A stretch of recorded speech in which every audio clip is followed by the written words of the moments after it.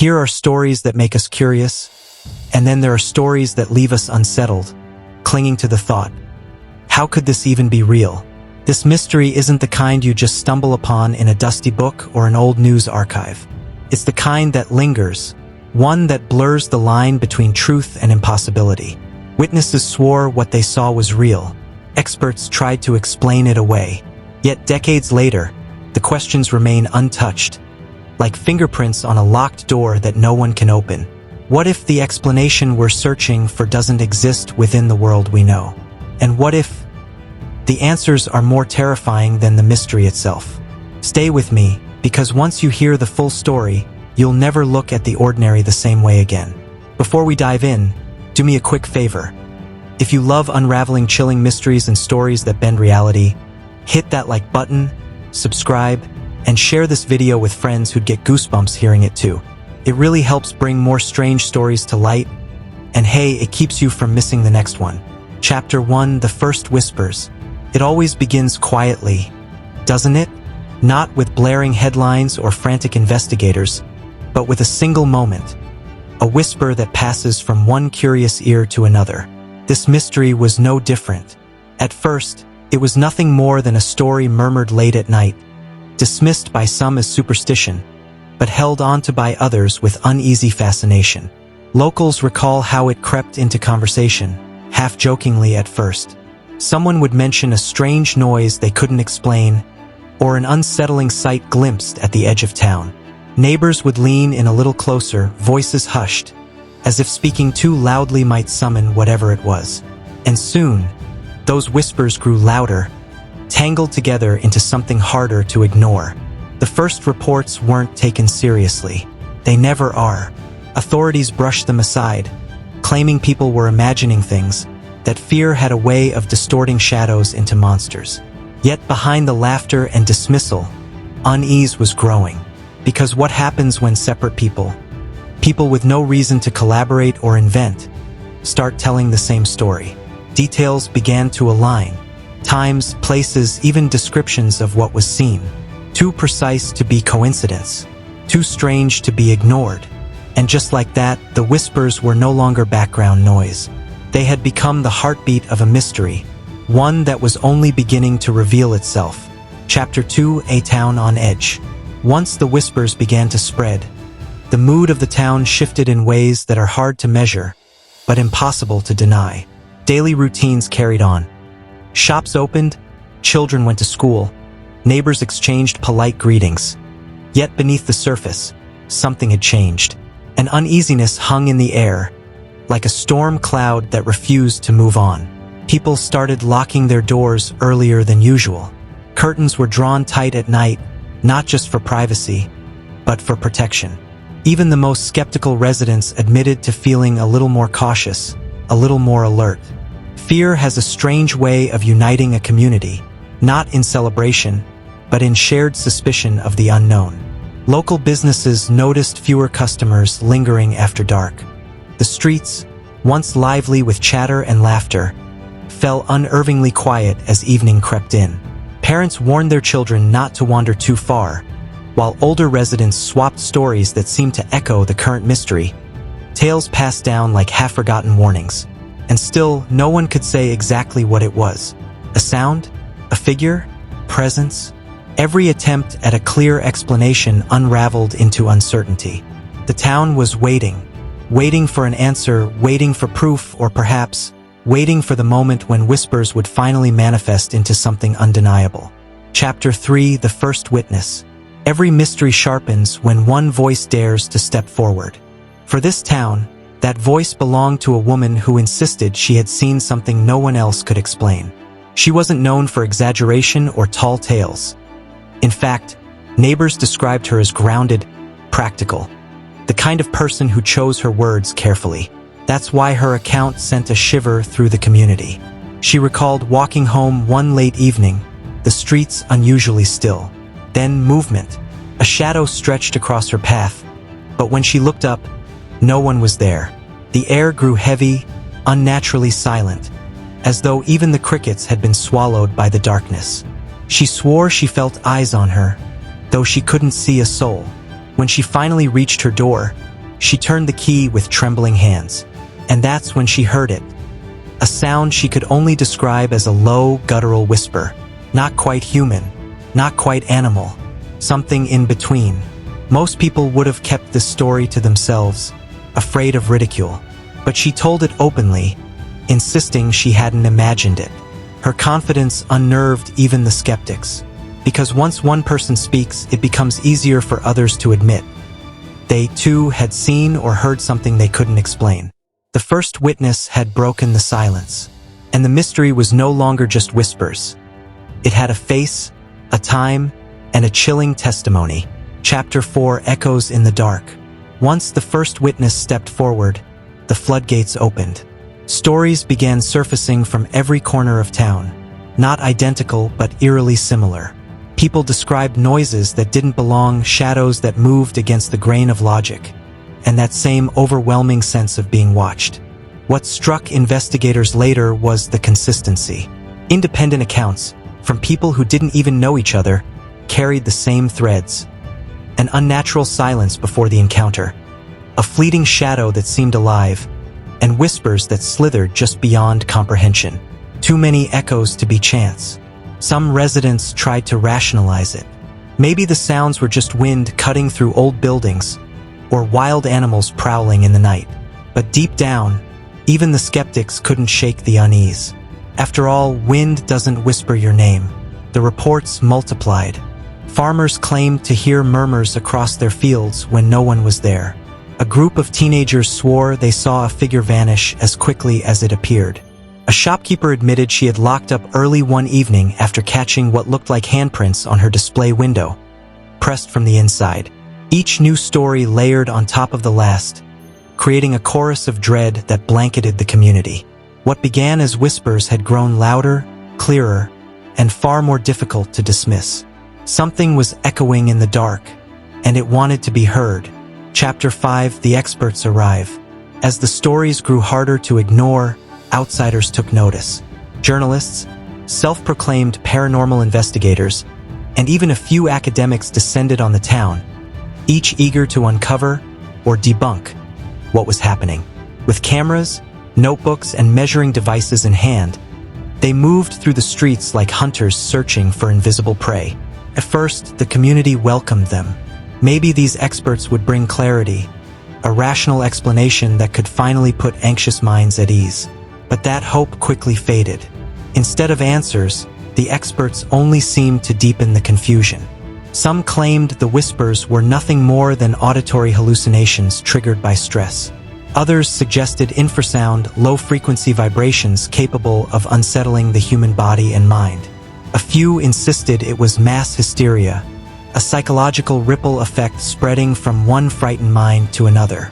Yet none of these theories explained the physical evidence. The handprints, the sudden drops in temperature, the way animals bolted at unseen forces. For every explanation offered, two more questions surfaced. And then there were the nights when the experts themselves experienced the very phenomena they had come to disprove. Recordings picked up faint voices no one had spoken. Shadows appeared on film where no shadows should have been. The mystery was no longer just a local legend. It had crossed into the realm of serious inquiry, and it refused to give up its secrets easily. Chapter 6: Unanswered Questions. The experts came armed with logic, but logic only carried them so far.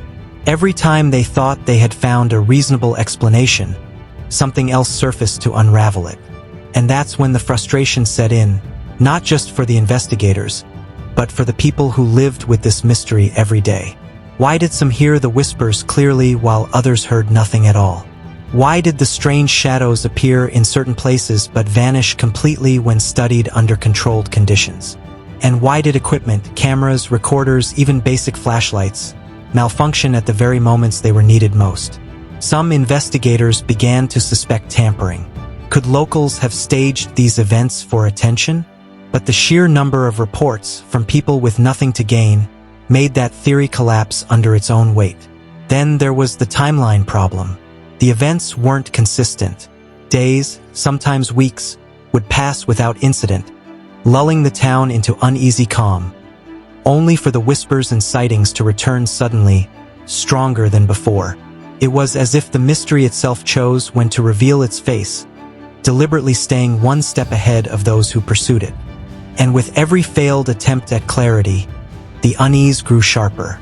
The experts left with more questions than answers, and the town was left with a chilling realization. Some mysteries refused to be solved. Chapter 7: The Media Frenzy.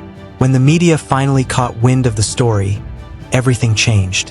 What had once been a local fear suddenly exploded into headlines, late-night segments, and glossy magazine spreads. Reporters descended on the town with their cameras, lights, and big promises of exposing the truth. At first, residents thought national attention might help. Maybe broader coverage would bring in answers, but instead it brought spectacle. Television crews staged dramatic reenactments, voiceovers dripped with eerie suspense, and articles exaggerated details to the point where fact and fiction became indistinguishable. The more the story spread, the more it mutated. In one newspaper, the whispers became screams. On a radio broadcast, the mysterious figure was described as having glowing eyes. Online forums churned out wild theories that ranged from secret government experiments to supernatural curses. For the townspeople, it was overwhelming. Some were furious at how their quiet community had become a stage for entertainment. Others were terrified that the attention might provoke whatever presence haunted them, as if it thrived on being noticed. And yet, despite all the noise, the real mystery remained unchanged. The media spotlight didn't drive it away. If anything, it seemed to feed it, because while the cameras eventually left, the whispers stayed behind, and they were louder than ever. Chapter 8: Behind Closed Doors. While the media chased headlines in the open, something far more unsettling was happening in private. Behind closed doors, townspeople were sharing stories they refused to tell reporters. Accounts too disturbing, too personal, to risk being turned into sensational soundbites. Neighbors gathered in kitchens, whispering in voices so low they were almost inaudible. Parents confessed that their children spoke of visitors in their rooms at night. Farmers admitted they had stopped working certain fields after hearing voices echo across the crops. A shopkeeper quietly revealed she'd found objects moved around her store, as though an unseen hand had rearranged them.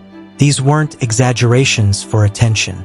They were quiet confessions, shared only with people who understood the weight of the fear. And it wasn't just fear of the unknown. It was fear of ridicule, fear of being labeled unstable, or worse, ignored. What tied these secret accounts together was a growing sense of intimacy. The mystery wasn't just lingering at the edge of town anymore. It was stepping inside homes, invading private lives. And the more people tried to keep these stories quiet, the more the silence itself became suffocating. Because behind closed doors, they all knew the same truth. Whatever this was, it wasn't going away. Chapter 9: The Skeptic's Case. Of course, not everyone was convinced. For every chilling testimony, there were skeptics ready to dismantle it piece by piece. To them, the whispers were nothing supernatural, just the perfect storm of psychology, suggestion, and fear. They argued that the human brain is wired to find patterns where none exist. Hear the wind through a crack in the wall, and your mind might twist it into a voice. See a flicker of movement in your peripheral vision, and suddenly it becomes a shadowy figure. Fear, they claimed, had infected the town like a virus, spreading faster than reason. Some pointed to sleep paralysis, that terrifying state between dreaming and waking, as the culprit behind the nighttime encounters. Others blamed infrasound again, suggesting the town's geography created vibrations too low for the ear to detect, but powerful enough to unsettle the body and mind. And, of course, there was the age-old argument. People simply wanted attention. With reporters swarming and cameras rolling, skeptics claimed the stories only grew because they gave ordinary people their 15 minutes of fame. But the flaw in these arguments was simple. Not everyone spoke up. Many remained silent, haunted, unwilling to tell their stories publicly. If it was all just hysteria, why were the most compelling accounts whispered only in private? Chapter 10: The Believer's Fire. While skeptics dismissed the accounts as mass hysteria, the believers grew more certain with every passing day. To them, The whispers and shadows weren't figments of imagination. They were proof of something extraordinary, perhaps even otherworldly. Believers argued that too many details lined up across too many testimonies. How could so many unrelated people describe the same chilling silence, the same guttural whispers, the same sense of being watched? Coincidence, they insisted, had its limits. This was beyond chance. Some began digging into folklore and old records, uncovering strange parallels between the present events and stories told generations earlier. Others formed small groups to keep watch at night, convinced that if they stayed vigilant, they might capture undeniable evidence. And then there were the personal accounts that simply couldn't be brushed aside. Families spoke of objects moving on their own, of pets reacting violently to unseen forces, of children waking from nightmares that seemed too detailed to be dreams. The more skeptics pushed back, the more fiercely the believers clung to their side. Arguments broke out in cafes, in church halls, even in family homes. The town wasn't just divided, it was ignited, because belief has a power of its own. And when it burns brightly enough, it can transform fear into conviction and whispers into prophecy. Chapter 11: The Missing Files. Just when it seemed the debate between skeptics and believers had reached a boiling point, another twist emerged, and it came not from whispers or shadows, but from official records. Local journalists, hoping to piece together a timeline of events, requested access to police reports and town archives. What they found was unsettling. Certain files, ones that should have documented early complaints and strange incidents, were missing. Not misfiled, not misplaced, gone. At first, officials claimed it was a clerical error, the kind of mistake that happens when small departments juggle too much paperwork. But the gaps weren't random. They aligned precisely with the period when the first reports of whispers and sightings surfaced. The missing pages only fueled suspicion. Believers argued it was proof of a cover-up, that someone higher up didn't want the truth recorded. Skeptics countered that conspiracy theories always bloom when answers are lacking. Still, even they struggled to explain why multiple unrelated files across different departments had simply vanished. And then there were whispers, not the supernatural kind, but the human kind, that officers themselves had experienced things they refused to put on paper. That perhaps the missing reports were never lost, but intentionally removed. If the town already felt unsettled, this revelation turned unease into distrust. The mystery wasn't just haunting the streets, it was now haunting the very institutions meant to keep order. Chapter 12: A Timeline of Fear. To make sense of the chaos, researchers began piecing together a timeline of the events. What emerged was not a clean, linear narrative, but a chilling pattern of ebb and flow, like waves crashing unpredictably against the shore. The earliest whispers dated back months before the first public witness came forward. Quiet complaints of strange noises, odd chills in certain areas, and feelings of being followed. Those early reports were brushed aside, but looking back, they marked the true beginning. Then came the cluster of encounters, the sudden spike of shadows, whispers, and unnerving silences that thrust the town into the spotlight. For weeks, the activity seemed relentless, as though whatever force lingered there wanted attention. But just as suddenly, it would vanish. Days, sometimes entire weeks of calm lulled the town into cautious relief. Businesses reopened later, kids played outside again, and skeptics used the lull as evidence that the whole thing had been exaggerated. And then, without warning, the cycle restarted. The fear returned stronger, sharper, with new details that hadn't appeared before. Each wave left the town more rattled, more convinced that they were dealing with something intelligent, something that knew exactly when to strike. The timeline told a story of unpredictability. And unpredictability, more than anything else, is what kept people awake at night. Chapter 13: The Strange Symbols. Just when the town thought it understood the rhythm of the mystery, something new appeared. Something carved, scratched, and painted into places no one expected. Symbols. They began as small, almost unnoticeable markings on fences, lampposts, even on the bark of trees near the outskirts of town. At first, residents assumed they were graffiti left by bored teenagers. But the shapes didn't resemble any known tags or initials. They were intricate, deliberate, and unsettling in their repetition. Investigators photographed them, compared them, and tried to trace their origin.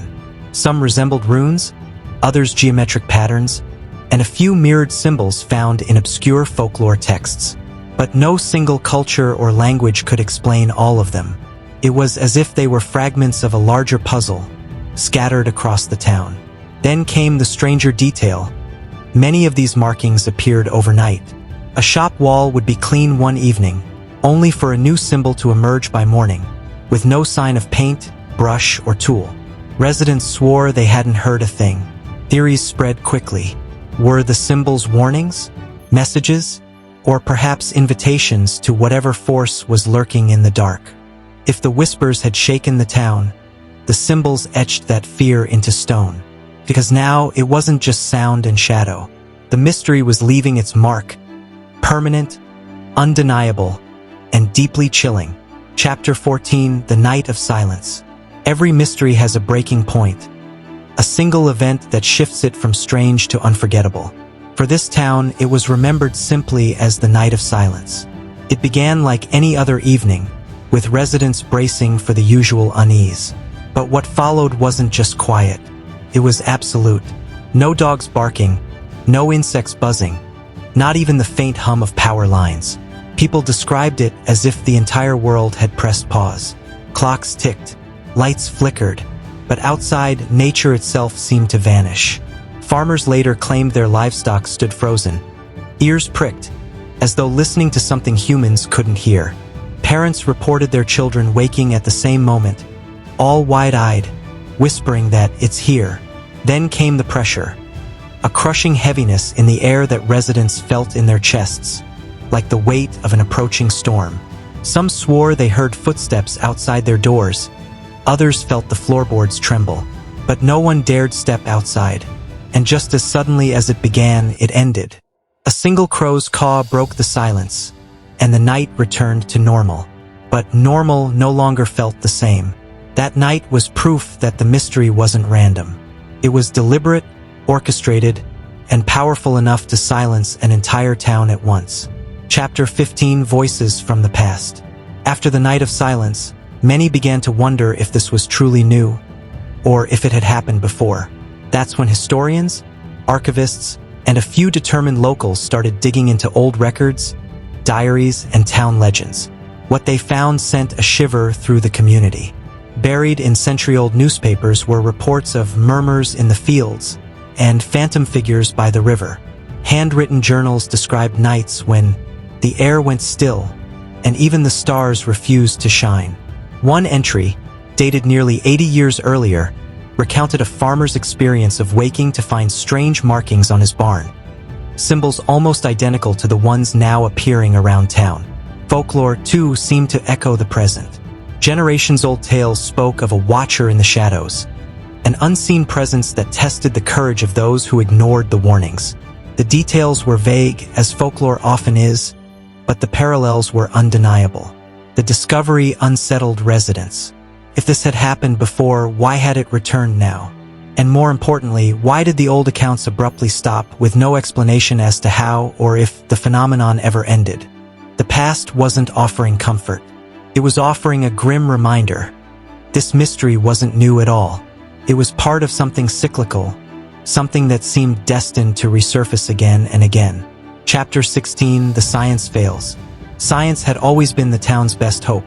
The idea that with enough equipment, enough data, someone could finally strip away the fear and reveal a logical explanation.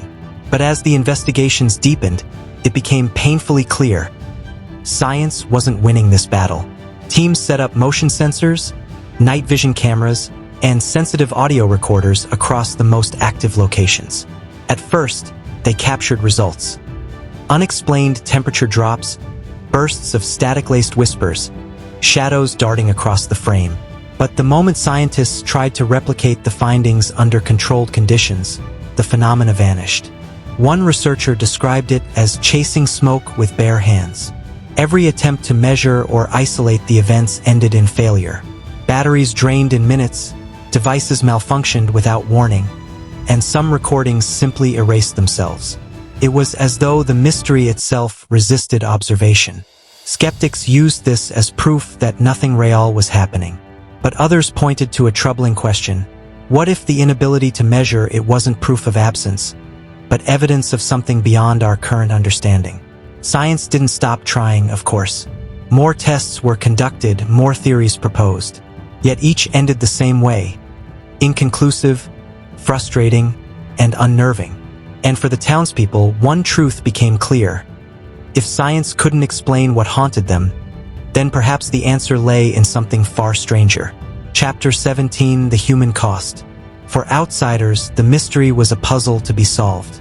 But for the people living in the town, it was something far more personal, a weight pressing down on their daily lives. The real story wasn't just about whispers in the dark. It was about the toll those whispers took on human beings. Sleep became a rare commodity. Parents reported their children waking night after night, too afraid to close their eyes. Adults fared no better, lying awake, listening for sounds they prayed wouldn't come. Insomnia spread like an invisible sickness, leaving the town exhausted and on edge. Relationships frayed under the pressure. Couples argued over whether to stay or leave. Friends split into camps, believers and skeptics, each side convinced the other had lost their grip on reality. Businesses suffered as fewer people ventured out after dark, and property values began to plummet. But the cost wasn't only financial or emotional. It was physical. A handful of residents fell ill with stress-related conditions. Chest pains, fainting spells, and even heart attacks. Doctors couldn't link the symptoms directly to the mystery, but the timing was impossible to ignore. The whispers weren't just haunting the night anymore. They were stealing peace of mind, disrupting families, and eroding the very fabric of the community. And that damage, unlike the mystery itself, was all too real. Chapter 18: The Cover-Up Claims. When fear grows, so does suspicion. And soon, many residents began to believe that the strangest part of the mystery wasn't what they were experiencing, but what they weren't being told. Whispers of a cover-up spread almost as quickly as the original stories. Why were police reports missing?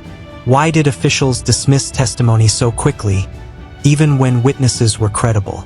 Some claimed they saw government vehicles parked on the outskirts of town at odd hours, lights off, as though watching but not intervening.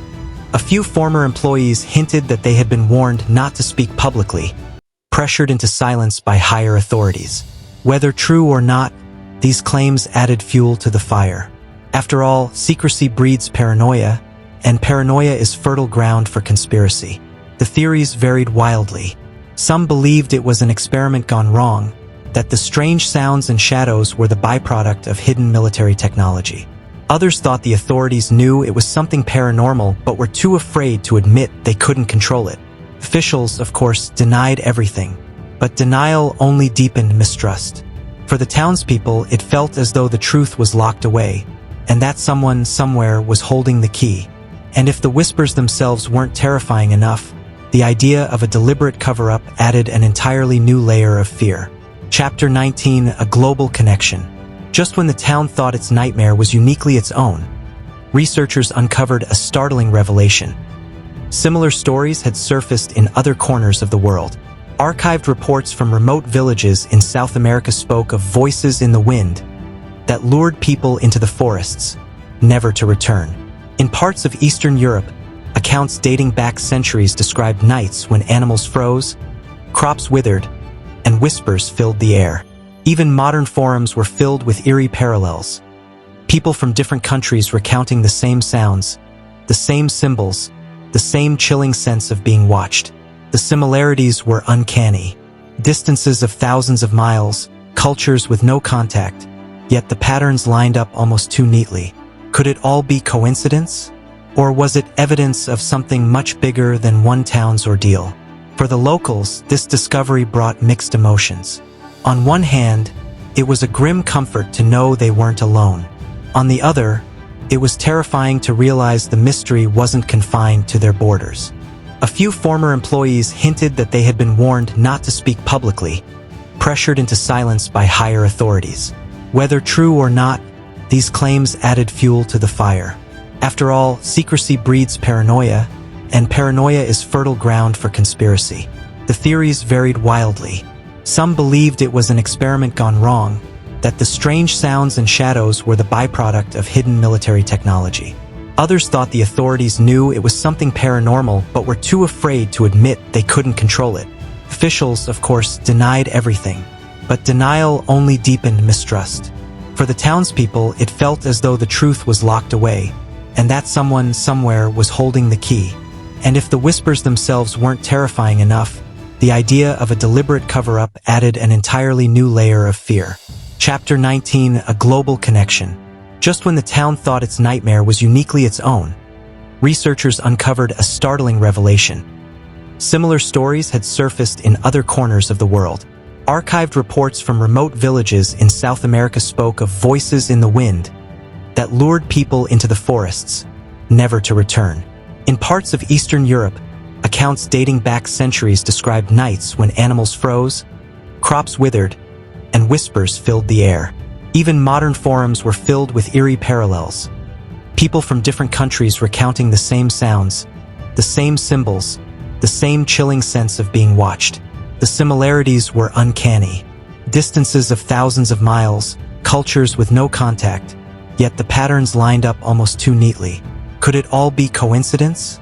Or was it evidence of something much bigger than one town's ordeal? For the locals, this discovery brought mixed emotions. On one hand, it was a grim comfort to know they weren't alone. On the other, it was terrifying to realize the mystery wasn't confined to their borders. If it had appeared in so many places across history, then perhaps it wasn't a random haunting at all. Perhaps it was part of something ancient, vast, and recurring, a force that didn't belong to one community, but to the world itself. Chapter 20: The Folklore Link. As the global connections came to light, folklorists were quick to notice something remarkable. The town's mystery echoed tales told in myth and legend across countless cultures. In Norse stories, there were whispers of Veatir, unseen spirits said to stalk the edges of settlements, leaving strange markings as warnings. In Japanese folklore, entire villages told of Majina, faceless entities that thrived in silence and fear. Native American traditions spoke of the Watchers, shadowy beings who revealed themselves only through whispers carried on the wind. What was most striking wasn't just the resemblance, but the consistency. These weren't isolated myths. They were recurring themes told continents apart, centuries before global communication could connect them. Symbols resembling those etched around the town even appeared in old manuscripts, carved into temples, and woven into ceremonial art. To the believers, folklore wasn't just storytelling. It was a record, a way for past generations to warn the future. Maybe the myths were never myths at all, but real encounters, passed down through story because no other explanation existed. For skeptics, folklore only complicated the narrative. Were people seeing what they expected to see because the stories had planted the idea in their minds? Either way, the link between the past and present deepened the mystery. Because if folklore was rooted in truth, then what haunted the town was far older and far more enduring than anyone imagined. Chapter 21: Modern Theories. With folklore pointing to the past and science struggling in the present, modern theorists began offering their own explanations. Some were grounded in research, others stretched the imagination, but all tried to answer the same question: what exactly was happening here? One theory leaned heavily on psychology. Perhaps the whispers were a shared hallucination, amplified by stress, media frenzy, and expectation. In this view, the town had essentially talked itself into a haunting. Another suggested environmental causes. Certain minerals underground, combined with magnetic anomalies, could disrupt brain activity and cause people to see and hear things that weren't really there. Add in infrasound, those deep, unsettling vibrations, and the pieces seemed to fit. But not everyone bought the scientific angles. Fringe researchers proposed that the town sat on a thin place, a spot where the barrier between worlds was weaker. Some even argued it was a recurring visitation, not random but cyclical, returning every few generations like clockwork. And then, of course, came the extraterrestrial theory. To some, the symbols and unexplained silences pointed not to folklore or spirits, but to something far beyond Earth. Each explanation carried its own flaws, yet none could be fully dismissed. The modern theories didn't solve the mystery. They only expanded its scope, leaving people to wonder whether the truth was scientific, supernatural, or something stranger still. Chapter 22: The Unseen Evidence. For all the reports, symbols, and recordings, there were stories of evidence the public never got to see. Fragments whispered about but kept hidden in private collections, basements, or locked drawers. A retired police officer admitted years later that he'd held onto photographs from one of the earliest investigations. They showed what looked like deep scratches across a farmhouse door, marks far too large and uniform to be made by any local animal. The photos never made it into official records. Another account came from a technician who swore he captured a clear audio file of the whispers. But before he could share it, his hard drive mysteriously failed, and the backup disappeared from the lab's archive. It was like it never existed, he recalled. Locals also spoke of objects found at some of the sites. Small metallic fragments etched with patterns strikingly similar to the strange symbols painted across town. Supposedly, these pieces were confiscated by authorities, never to be seen again. Were these stories exaggerated? Perhaps, but their consistency was troubling. Time and again, evidence either vanished, malfunctioned, or was quietly removed. The unseen evidence became its own kind of proof, not of what the mystery was, but of the unsettling possibility that someone or something didn't want it uncovered. Chapter 23: The Lingering Presence. Even as years passed and media attention shifted elsewhere, the town never fully escaped the shadow of its mystery. The activity wasn't as frequent or as dramatic as before, but it never truly stopped.